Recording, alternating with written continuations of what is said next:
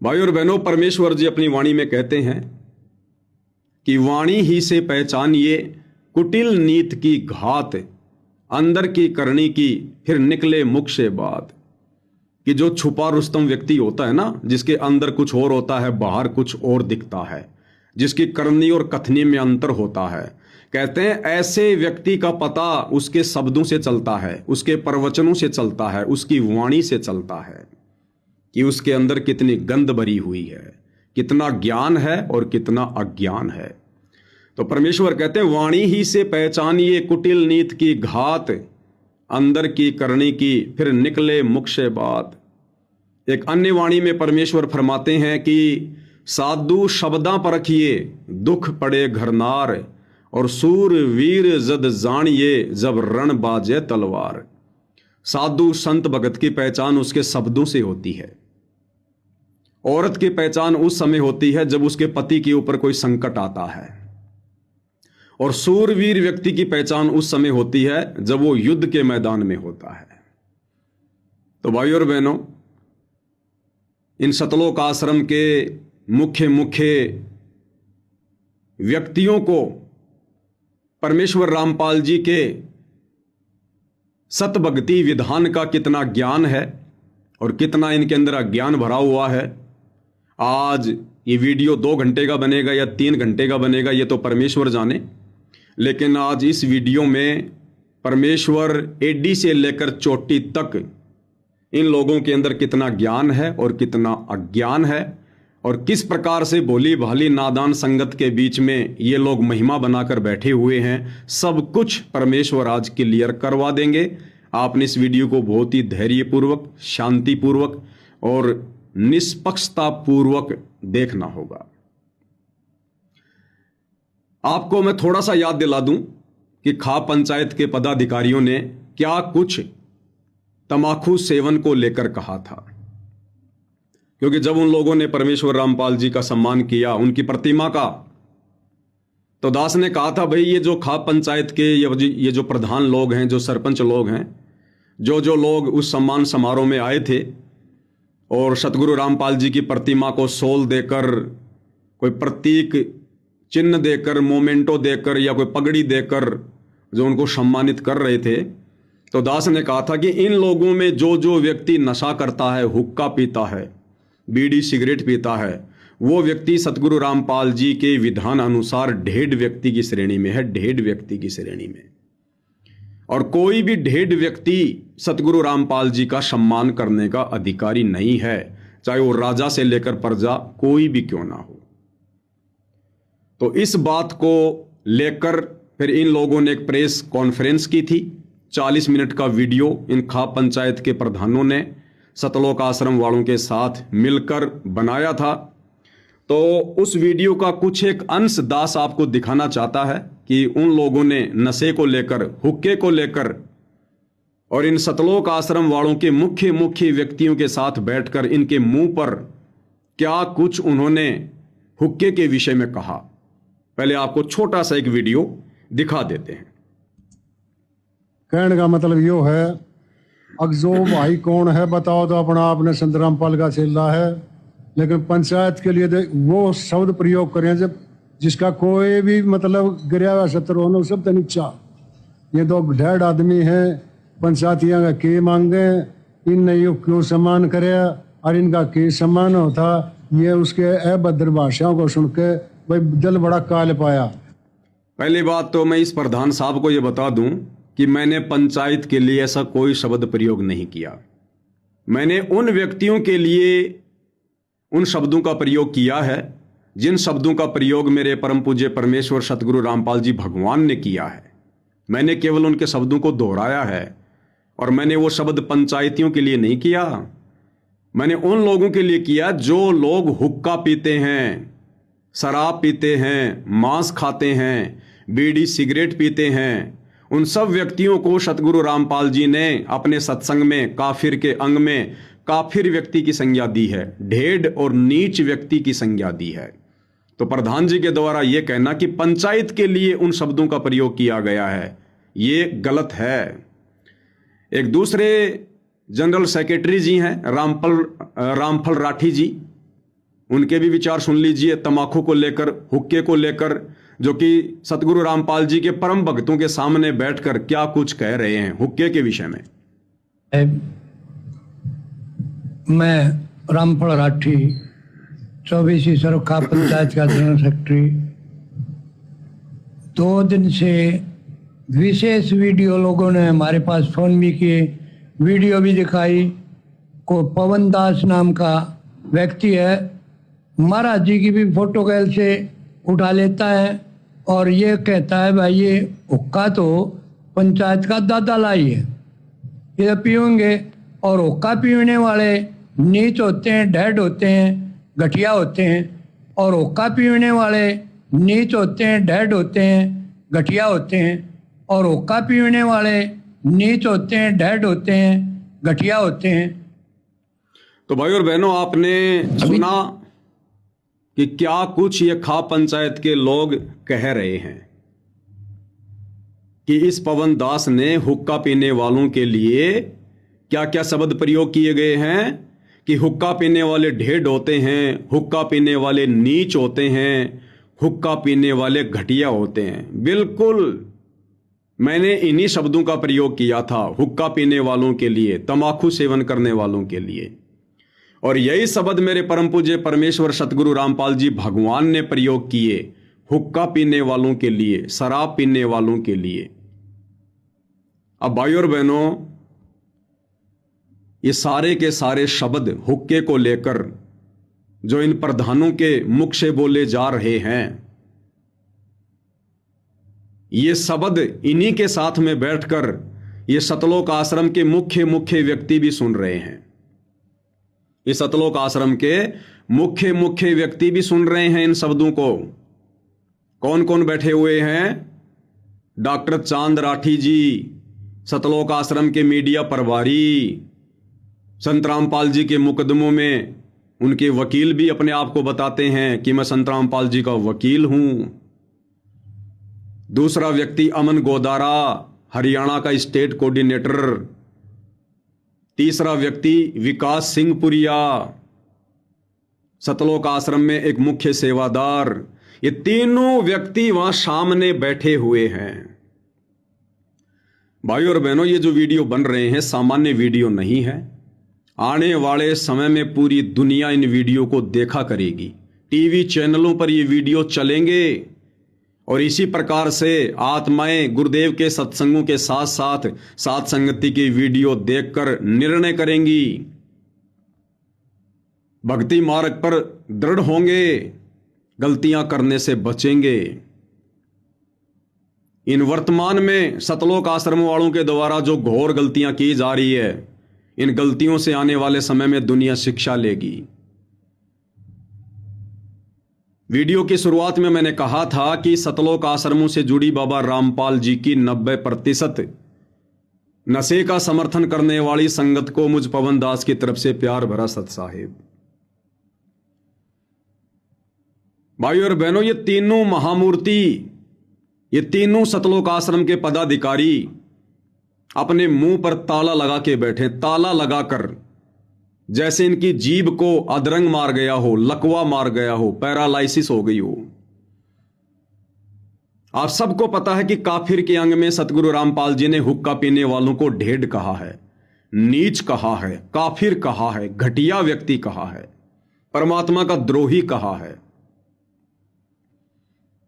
और इन सतलोक आश्रम के मुख्य मुख्य लोगों के सामने बैठकर ये जगत वाले लोग, ये पंचायत के प्रधान लोग सरेआम कह रहे हैं कि वो पवन दास हुक्का पीने वालों को ढेड कहता है, नीच कहता है, काफिर कहता है, घटिया कहता है। और ये सतलोक आश्रम के मुख्य मुख्य व्यक्ति अपने मुंह पर ताला लगाकर बैठे हैं, जुबान को लॉक करके बैठे हैं। इसका क्या मतलब है कि ये तीनों व्यक्ति नशे के समर्थन में हैं। इन तीनों व्यक्तियों को कोई ऑब्जेक्शन नहीं है, कोई प्रॉब्लम नहीं है यदि कोई नशा कर रहा है तो। इन तीनों व्यक्तियों ने अपने परम पूज्य परमेश्वर सतगुरु रामपाल जी के सत्संगों को भी साइड में कर दिया, ठोकर मार दी, धूल में मिला दिया। अरे गुरुदेव ने बताया कि भगत वो होता है जो सच को सच कहे, सच बात का समर्थन करे। जैसे महाभारत के युद्ध में विदुर ने सच का समर्थन किया। अगर ये पदाधिकारी लोग, ये खाप पंचायत के प्रधान, इनके सामने बैठकर यदि ये लोग इस प्रकार की बातें कर रहे हैं कि वो पवन दास हुक्का पीने वाले को ढेड़ कहता, घटिया कहता, नीच कहता है, तो इन तीनों व्यक्तियों को एक सुर में बोलना चाहिए और इनको कहना चाहिए कि प्रधान जी, पवन दास ने क्या गलत कह दिया। वो जो कह रहा है बिल्कुल सत्य है। यही तो सिखाया है हमारे गुरुजी ने हमारे को। हमारे गुरुदेव भगवान ने भी अपने प्रवचनों में हुक्का पीने वालों को ढेड़ कहा है, नीच कहा है, घटिया व्यक्ति कहा है। तो पवन दास ने भला कौन सी गलत बात कह दी, कौन सी बुरी बात कह दी? इन लोगों ने सच का समर्थन करना चाहिए था। ये इनकी परीक्षा थी। भाइयों और बहनों, जरूरी नहीं है कि परमात्मा 650 साल पहले की तरह अब की बार भी किसी अपने भगत के माध्यम से हाथी मंगवाएगा, अपनी किसी शिष्या को कहेगा कि बेटी हार श्रृंगार करके आ और हाथी पर बैठ जा, और एक बोतल में गंगा जल भर के शराब पीने की एक्टिंग करके उस हाथी को बरवाला में घुमाएंगे। देश काल और परिस्थितियों के अनुसार परमेश्वर अपने प्रत्येक भगत की परीक्षा लेता है। जैसे 650 साल पहले 64 के 64 लाख की परीक्षा ली। 2 भगत बच गए थे जो किसी व्यापार के सिलसिले में बाहर गए हुए थे, अर्जुन और सर्जुन। जब 1 महीने के बाद वो आए तो परमात्मा ने उनकी भी परीक्षा ली, गणिका के घर पर बैठकर। तो वर्तमान में परमात्मा तो वही है। अरे वही कबीर भगवान आज धरती पर सतगुरु रामपाल जी के रूप में आए हुए हैं, और वही भक्ति मार्ग है, वही ज्ञान है, वही विधान है। तो परीक्षा तो परमेश्वर आज भी अपने प्रत्येक भगत की लेगा, प्रत्येक की, कारण चाहे परमेश्वर जी को कुछ भी क्यों ना बनाना पड़े। तो ये इन तीनों महामूर्तियों की ये विशेष परीक्षा थी। हालांकि इनकी परीक्षा पहले भी हो चुकी है। हर परीक्षा में ये लोग धूल चाटते हुए नजर आते हैं। अब की बार भी ये लोग धूल ही फांक रहे हैं। तो ये इन तीनों की परीक्षा थी। इन्होंने खड़ा होकर कहना चाहिए था एक सुर में कि भाई इस बात को लेकर तो हम पवन दास का समर्थन करेंगे। भले ही हम पवन दास के वीडियो को समझ नहीं पा रहे, हम पवन दास के मकसद को समझ नहीं पा रहे, लेकिन इस बात को लेकर तो भाई हम पवन दास का समर्थन जरूर करेंगे। क्योंकि ये बात पवन दास ने नहीं, ये बात हमारे पूज्य गुरुदेव सतगुरु रामपाल जी ने अपने सत्संग में कह रखी है कि हुक्का पीने वाले ढेड़ हैं, नीच हैं, काफिर हैं। लेकिन इन तीनों की जुबान को अधरंग मार गया जो अपने आप को बहुत बड़े ज्ञानी समझते हैं। और ये नादान संगत इन लोगों की चटकीली भड़कीली बातों को सुनकर इनके ऊपर फिदा है कि भाई अगर किसी को ज्ञान है तो केवल इन्हीं को है। भाई और बहनों, इन तीनों लोगों ने नशे का समर्थन कर दिया। इन तीनों लोगों ने हुक्का पीने वालों का समर्थन कर दिया। इन तीनों लोगों ने परमेश्वर रामपाल जी की मर्यादाओं की धज्जियां उड़ाई है। और इन तीनों ने समर्थन कर दिया, इसका मतलब आश्रमों से जुड़ी हुई तमाम संगत ने समर्थन कर दिया। क्योंकि संगत किन लोगों को देखकर चल रही है? इन लोगों को देखकर चल रही है, ना कि सतगुरु रामपाल जी को और उनके ज्ञान को। ना ही तो इन तीनों में से किसी एक ने खड़ा होकर यह सच कहने की हिम्मत की।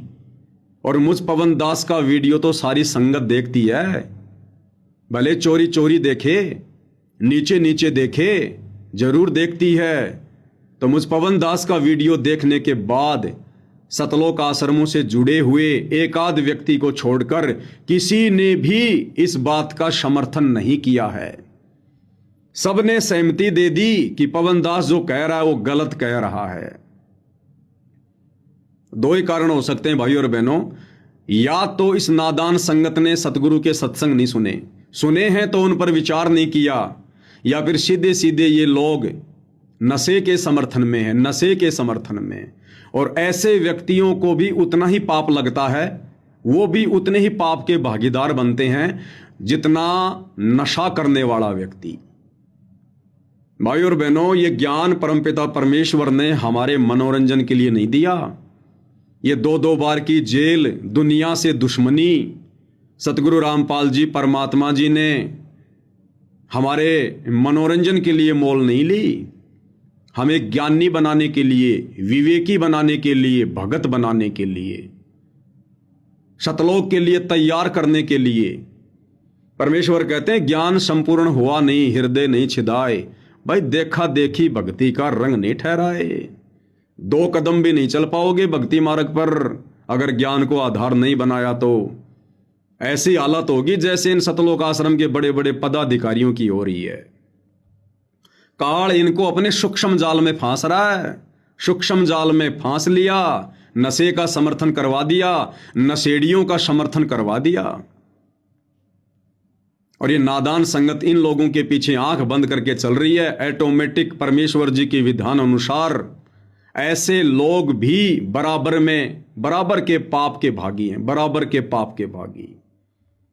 सबके अकाउंट में ये काल उसी अनुपात में पाप कर्म लिख देता है।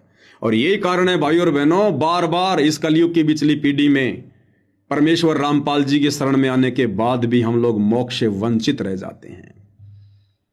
ये सत्संग परमात्मा ने हमें इसी दिन के लिए सुनाए थे कि बच्चों, इस भक्ति मार्ग पर एक दिन धर्म संकट की स्थिति पैदा होगी। उस समय तुम्हारा गुरु भी तुम्हारे बीच में नहीं होगा। उस समय तुमने केवल गुरु के द्वारा दिए गए ज्ञान को आधार बनाकर ही धर्म संकट की स्थिति में धर्म और अधर्म को पहचान कर तुमने धर्म का साथ देना है। लेकिन आज बड़ी मुश्किल से 10% संगत भी धर्म के पक्ष में नहीं है, ज्ञान को आधार बनाकर नहीं चल पा रही है, क्योंकि संगत सत्संगों को आधार नहीं बना रही है, सत्संगों को आधार नहीं बना रही है। अरे याद करो वो सत्संग पूज्य गुरुदेव भगवान का, जो परमेश्वर जी ने महाभारत की कथा सुनाते समय हमें बताया था। जिस समय दुर्योधन के कहने पर दुशासन अपनी मां समान भाभी को भरी सभा में उसके बाल पकड़कर घसीटता हुआ लेकर आया था, और दुर्योधन के कहने पर वो दुशासन द्रौपदी को नंगा करने का प्रयास करने लगा, उसकी साड़ी खींचने लगा। उस समय भाई और बहनों, उस सभा में बड़े बड़े क्षत्रिय लोग बैठे हुए थे, बड़े बड़े गणमान्य लोग बैठे हुए थे। गंगा पुत्र भीष्म पितामह, सूरवीर वो कर्ण और उनका गुरु द्रोणाचार्य, ये 3 बहुत बड़ी तोप थी। जैसे इन खा पंचायत वालों के सामने ये सतलोक आश्रम के 3 पदाधिकारी बैठे हुए हैं। हालांकि ये लोग इतनी बड़ी तोप नहीं है, लेकिन काफी कुछ ये लोग संगत का मार्गदर्शन करते हैं। तो उस समय महाभारत की उस सभा में जिस समय द्रौपदी का चीर हरण करने का प्रयास किया जा रहा था दुशासन के द्वारा, उस समय वो विश्व की 3 बहुत बड़ी तोप बैठी हुई थी। गंगा पुत्र भीष्म पितामह, कर्ण और द्रोणाचार्य। लेकिन भाई और बहनों, अपनी आंखों से देखकर भी, कानों से सुनकर भी कि दुर्योधन जो कर रहा है वो गलत है, नीति के खिलाफ है, विधान के खिलाफ है। भाभी तो मां समान होती है। सारी बातें जानकर, देखकर, सुनकर भी वो लोग अपनी जुबान पर ताला लगाकर बैठे रहे, बोलने की हिम्मत नहीं की। और अंत में क्या हुआ उनके साथ में? उनकी दुर्गति से मौत हुई, दुर्गति से मौत। परमेश्वर अपनी अमृतवाणी में कहते हैं कि द्रौपदी चीर हरण में भीष्म, कर्ण और द्रोण ने कहीं ना आडी तिथि, ताते महाभारत के युद्ध में उनके साथ ऐसी भयंकर बीती। उनका बक्कल उतरा, दुर्गति से मौत हुई, उनकी दुर्गति से। क्योंकि उन तीनों के तीनों ने दुर्योधन का समर्थन कर दिया। तीनों के तीनों ने।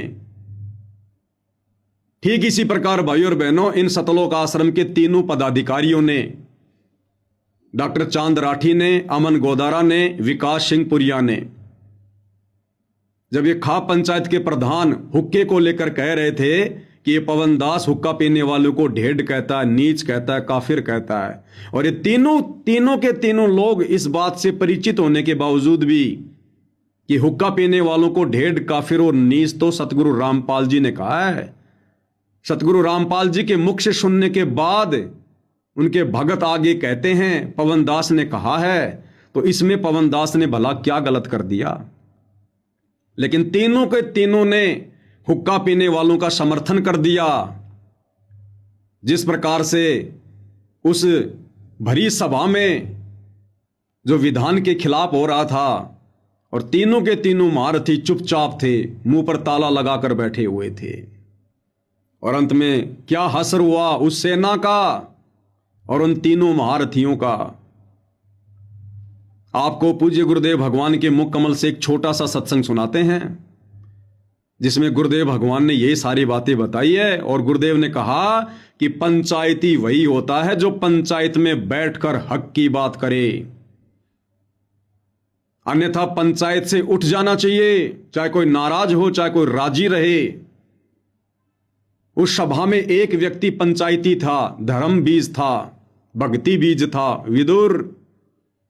उस बड़ी सभा में केवल अकेला विदुर खड़ा हुआ और विदुर ने कहा कि भाई विदुर कहे ये बंधु थारा, एक के कुल एक के परिवारा। विदुर ने कहा रे नादान दुर्योधन, अरे पांडव भी तो तुम्हारे भाई बंधु हैं, ये द्रौपदी तो तेरी मां समान है, तुम्हारा एक ही परिवार है, क्यों अपनी इज्जत खुद ही उछाल रहे हो, इतिहास तुम्हें धिक्कारेगा आने वाले समय में। विदुर कहे ये बंधु थारा, एक के कुल एक के परिवारा। जब इतनी बात सुनी दुर्योधन ने, और दुर्योधन ने इशारा किया दुशासन को, दुशासन ने अपने चाचा विदुर को थप्पड़ मारा। विदुर के मुंह पर लगा थपेड़ा, तू तो है पांडवों का चेहरा, कि तू तो हमेशा पांडवों का पक्ष लेता है। तो दुशासन ने विदुर के मुंह पर थप्पड़ मारा, और जब दुशासन ने विदुर के मुंह पर भरी सभा में थप्पड़ मारा तो परमात्मा कहते हैं भीष्म, द्रोण और वो कर्ण मुस्काया। वो तीनों मंद मंद मुस्कुरा रहे हैं कि बहुत अच्छा किया, बहुत अच्छा किया। ठीक इसी प्रकार ये जो खाप पंचायतों के प्रधान जो नीति विरुद्ध बात कर रहे हैं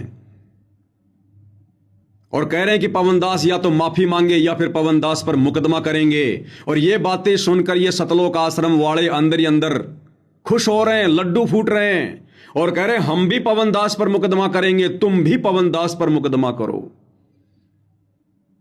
इन जगत वालों का समर्थन कर रहे हैं, हुक्के का समर्थन कर रहे हैं, नशे का समर्थन कर रहे हैं। भाइयों और बहनों, अंत में वो सच कहने वाला ही बचा था। महाभारत के युद्ध में परमात्मा ने किसी न किसी बहाने उसको तीर्थों की यात्रा पर भेज दिया था, और बाकी उन बड़ी बड़ी तोपों का जो सोच रहे थे हमारा कुछ नहीं बिगड़ेगा, अधर्म के पाले में खड़े होने के कारण, सच ना कहने के कारण अंत में उनकी दुर्गति हुई। दुर्गति जिस गंगा जी में नहाने से दुनिया सोचती हमारे पाप कर्म धुल जाएंगे, मोक्ष हो जाएगा, उद्धार हो जाएगा, उस गंगा के बेटे का, भीष्म पितामह का सच का साथ ना देने के कारण उसकी कैसी दुर्गति से उसकी मौत हुई थी। तो गुरुदेव भगवान क्या कह रहे हैं, एक भगत के क्या लक्षण हैं, एक पंचायती के क्या लक्षण हैं। और हमने गुरुदेव भगवान के मुख कमल से सुनने के बाद भाइयों और बहनों, चाहे हमारी इज्जत हो, चाहे हमारी बेइज्जती हो, चाहे हमें देश से निकाला जाए, चाहे हमें गांव से निकाला जाए, हम भक्तों ने केवल सच का ही साथ देना है, क्योंकि हमारे गुरुदेव भगवान ने हमें केवल यही सिखाया है। यही तो क्या कह रहे हैं गुरुदेव भगवान, उन्हीं के मुख कमल से हम सुनते हैं। क्या कह रहे हैं मालिक। जन पहुंच गया और पकड़ के उसके बाल यहां से घसीट के लाया, नो बुरी तरह बेइज्जती करके सभा में खड़ी कर दी। अब दुशासन ने कहा कि क्या आदेश है भाई इसके लिए। दुर्योधन ने कहा कि इसको नंगी कर दे, इसकी साड़ी चीर उतार दे, हम तो अंधे हैं, अंधों की संतान अंधी होती है, हमें थोड़ा ही कुछ दिखाई देगा इसका। अब यूं कह करके उसने दुशासन जो ही उसकी तरफ चला, उसका पल्ला पकड़ लिया साड़ी उतारने के लिए। तब उसने भीष्म पितामह, द्रोणाचार्य और कर्ण की तरफ कहा, जो वहां बैठे थे, उनसे प्रार्थना की, नीची गर्दन कर ली, क्योंकि उस दुर्योधन के दुष्ट अन्न को खाकर उनके अंदर दोष पैदा हो गया था। फिर उसने देखा अपने 5 पांडव बैठे थे वहां पर कि ये अब कैसे सहन करेंगे मेरी इस बेइज्जती को। तब उनकी तरफ देखा, उन्होंने भी नीची गर्दन कर ली, क्योंकि वो वचन में बंध चुके थे। अब उसने देखा है कमाल की बात होगी, कोई भी नहीं सुन रहा है मेरी। अपना आत्माओं सुनिए, वहां वो 3 ऐसी बला बैठी थी, ऐसे सूरवीर बैठे थे। कौन कौन? द्रोणाचार्य, भीष्म पितामह और कर्ण। उनमें से एक भी खड़ा होकर यूं कह देना, दुशासन खबरदार दे इस बेटी का हाथ लगाया थे, अन्य कमो तुम क्या कर रहे हो? ऐसा जुल्म किधर देखा ना सुना, ऐसी बेइज्जती कर रहे हो तुम। तो दुर्योधन की हिम्मत नहीं थी, वो इतने सूरवीर थे, उनको पता था कि न एक बार हथियार उठा लिया था सारा वकल तार देंगे। और भीष्म पितामह उनका सबसे बुजुर्ग आदमी बैठा, और वो भी दुष्ट वहीं बैठा रहा, एक भी ऊंची मंदी नहीं की तुम क्या कर रहे हो। मान लीजिए सभा में एक बार टोकना चाहिए, तुम गलत कर रहे हो, ये ठीक नहीं, और नहीं मानता है तो उठ कर चला जाना चाहिए। वो उठकर भी नहीं गए, तीनों के तीनों वहीं बैठे रहे। उनके मन में दोष था कि हम भी इसको नंगी देखें, नहीं तो उठ के चले जाते। नहीं मानते, ना खड़ा होकर कहना चाहिए था भी गलत कर रहे हो, और फिर भी नहीं मानते हैं बच्चे तो उठ के चला जाना चाहिए। ये नियम होता है सभा का, एक सभ्य व्यक्ति का नियम होता सभा का। तो इसी प्रकार भाई और बहनों, यदि इन सतलोक आश्रम के तीनों पदाधिकारियों में से, चाहे वो चांद राठी हो, अमन गोदारा हो या विकास सिंह पुरिया हो, अगर इन तीनों में से एक की भी आत्मा जागृत हो जाती, एक ने भी यदि सच कहने की हिम्मत की होती और खड़ा होकर कह देता उन खाप पंचायत के प्रधानों को कि भाई सरपंचों तुम्हारी सारी बातें सही हैं, लेकिन भाई इस बात पर पवन दास पर किस बात का मुकदमा होगा? आप किस बात का मुकदमा करने की बातें कह रहे हैं? किस बात पर आप पवन दास से माफी मंगवा रहे हैं? ठीक है, हमारे और पवन दास के विचार वर्तमान में मेल नहीं खा रहे, लेकिन भाई ये जो बात कही है पवन दास ने, हुक्का पीने वालों के लिए ढेर है, नीच है, काफिर है, ये बात पवन दास ने नहीं कही, उसके तो शौपन में भी नहीं थी। ये बात उसने अपने गुरुजी से सीखी है, सतगुरु रामपाल जी ने अपने सत्संगों में सार्वजनिक तौर पर कही है। और इस बात का तो भाई हम उसका समर्थन करेंगे, भले हमारे और उसके बीच में लाख मतभेद हैं, लेकिन सच को सच कहना हमारे गुरुजी ने सिखाया है। अगर इन तीनों में से एक भी बला खड़ी होकर ये बात कह देती उन सरपंचों को, प्रधानों को, तो उन प्रधानों की इतनी औकात नहीं कि वो आगे बढ़कर 2 शब्द और बोल सकें। लेकिन इन लोगों के मन में तो लड्डू फूट रहे थे कि पवन दास पे मुकदमा होगा, पवन दास जेल में जाएगा और हमारा धार्मिक धंधा फिर इसी प्रकार से चलता रहेगा, कोई रोक टोक नहीं होगी। जिस प्रकार से उन तीनों के मन में भरी सभा में लड्डू फूट रहे थे, भीष्म पितामह के दिल में, द्रोणाचार्य के दिल में और उसके वो कर्ण के दिल में, कि द्रौपदी को नंगा किया जाएगा, हम द्रौपदी को नंगा होते देखेंगे। उनके मन के अंदर मलिनता थी, गंदगी थी, जिस कारण से वो चुपचाप बैठे रहे। क्यों? दुर्योधन का मलिन अन्न खाने के कारण उनका मन भी मलिन हो गया था। ठीक इसी प्रकार इन हुक्का पाड़ों की कुसंगति करने के चलते इन सतलोक आश्रम वालों का मन भी मलिन हो चुका है। इनकी आत्मा मर चुकी है, डेड हो चुकी है, इनकी बैटरी लगभग डिश हो चुकी है।